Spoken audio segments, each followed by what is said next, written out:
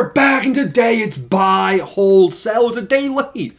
We had a vacation last week, and nobody told me it was Friday, so I missed buy, hold, sell on Friday. My bad. But we did have a big content update yesterday. We went over that. Today, we got a decent amount of submissions, probably about 5 or 6 names. And then after that, a little bit of a Tuesday comes early video, because 5 or 6 names ain't enough for the whole video. Buy, hold, sell. I'm going to give you guys the best updates. We're going to go through the marketplace. I'm going to tell you, boys, listen, if I'm buying up guys, these are the guys I'm going to buy, so it's going to be a heck of a video.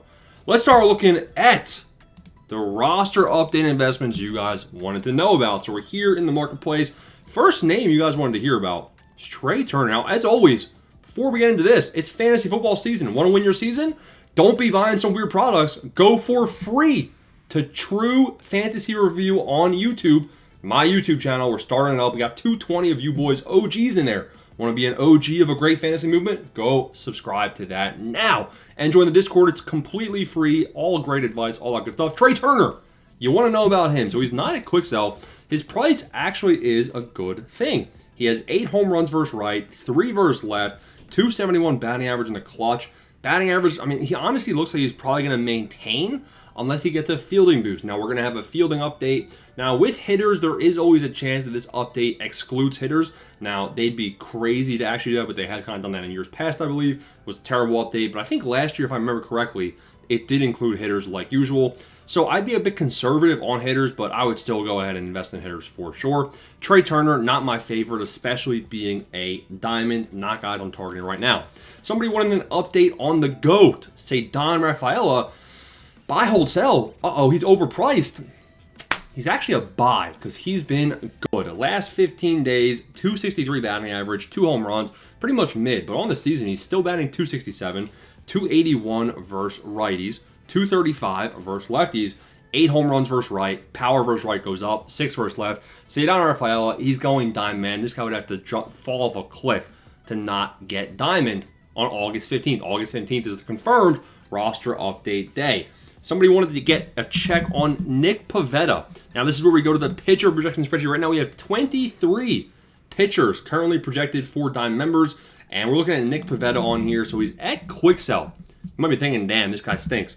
He doesn't. So Nick Pavetta comes out. He's projected as plus 1.15 as of right now. So you're getting him as a good pitcher from him. Now, plus 1 puts him at 84. The ROI is only 25% on that. It's a little concerning. But Pavetta still looks like somebody that can earn diamond with 2 or 3 good outings. Again, he's got a 3-week window, 3 weeks till the next update, to actually pitch his way there. So I actually like it. It's not June, but it's July, and it's Schwarber time. Kyle Schwarber is priced as a plus 1 already. Why? Let's see the last 15 days. 7 home runs in the last 15 days. 268 batting average, 1.15 OPS. On the season, and this is where things get interesting, I've been saying it all year long, he can either slug his way to a power boost, which he kind of is with his home run numbers recently. 22 home runs versus right. I think that could go up for his power right. And then he's batting 14 home runs versus left. Pretty good too. Versus lefty, he's batting 281. He'll maintain that contact left. Versus right, I've been saying that the batting average versus right needs to come up. It's currently 240. If we can get that 240 batting average a bit higher to like 245, 250, I think Schwarber has a good chance to go up. Now, with the insane hitting stats already, it's hard to say that he can actually go super high up in overall. His clutch is 253. So if the batting average right doesn't come up, maybe he can improve his batting average with guys in scoring position in real life to earn diamond. Again, he's kind of like fringe in my eyes. I think he's honestly fairly priced. Maybe a buy, maybe a hold. I wouldn't be selling at current prices. Somebody asked about Otto Lopez. Now, Otto Lopez obviously was the GOAT to get to 83 overall. But the problem is, he hasn't done much since. So he's batting 308 in the last 15 days with 2 home runs. I guess he's heated back up. But at the end of last roster day period, he cooled off. And at the beginning of this one, he was also cooled off. His overall season stats, he's got 9 home runs versus righties, 2 versus left. It's honestly not bad considering his bad stats. Contact numbers, 352 clutch, that'll stay the same. Or maybe even higher, but it's already pretty high. Batting average right will stay the same. Batting average, contact. You want to see the contact versus left go up, and you want to see a couple more home runs for Otto to go diamond. As of right now, nobody's really in on him. I'd probably recommend him as a sell and tier up to somebody else. Edwin Diaz. Do we do it? Burn, burn, burn, burn. Look at him. Projected as diamond as of right now. As of right now, he's projected plus 1.4, which by my calculation is diamond. Now, at 2,900, you're basically almost getting the price of a diamond. There's 3 weeks left. It's a reliever. One bad outing, he's cooked. One more walk, he's done, right? So I actually have Edwin Diaz as a sell at this current price.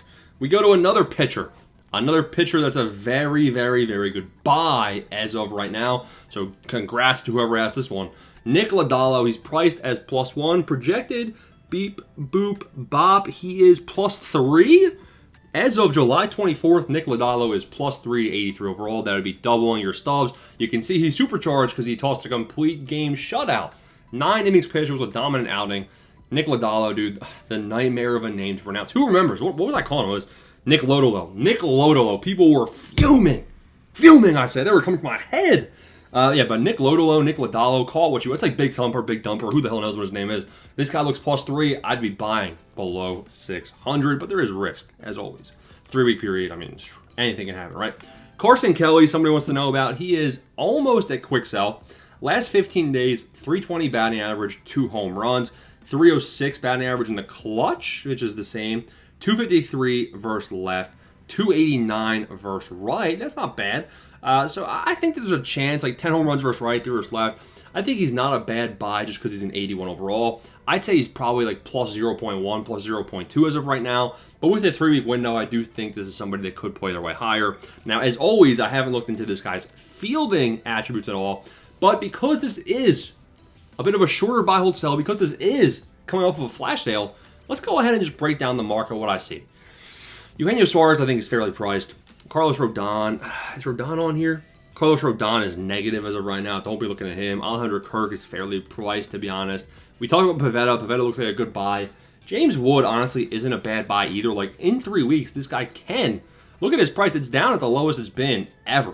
And it's because he's batting 110 in the last 15 days. So this guy's fell off a major cliff after the All-Star break. But it's worth buying in now, potentially, and seeing what happens over the next 3 weeks. This is someone that can heat up dramatically. Corey Seager's been good. Corey Seager's price went back. Did it go back up? It's down from the flash sale. I actually like buying the dip on Corey Seager, but I do think he is a risky one to buy and hold for diamond hopes. Now, Jackson Chourio, I'm going to do a little buy, hold, sell of myself right here, because I think we've been talking about Jackson Chourio in the membership. Some of the guys that help run it have been throwing his name around, and I haven't looked. Like, I've been doing a little bit looking at it. I think he's batting like 270. Let's pull up his stats. On the season, batting 269. 17 home runs, so that's where it's interesting, right? He's got 12 home runs versus right, 5 versus left. Can he get a power boost? Maybe. Batting average versus right, 237, not good versus left, 337. Last 15 days, he's been hot, batting 360. He needs to go +2 to diamond, though, so to be honest, I don't love it. Matt Olson. Now, Matt Olson, people are saying, is good in hitting in real life. That's good. But they're saying he's due a fielding boost. Now, I don't like projecting. I don't like looking at fielding boost, to be completely honest and transparent. The thing about Matt Olson, at first baseman, I'm pretty sure that first baseman fielding stats matter the least towards their overall out of any position. So just keep that in the back of your head if you are going to take that approach. Let's see what Brian Abreu's on. Brian Abreu is actually +1, assuming he hasn't done anything to that overall projection since recently.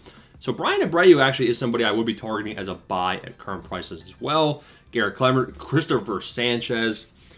He's +2.5 as of right now. This guy's a buy at 800 or less, even around that price. Ranger Suarez, big game Ranger.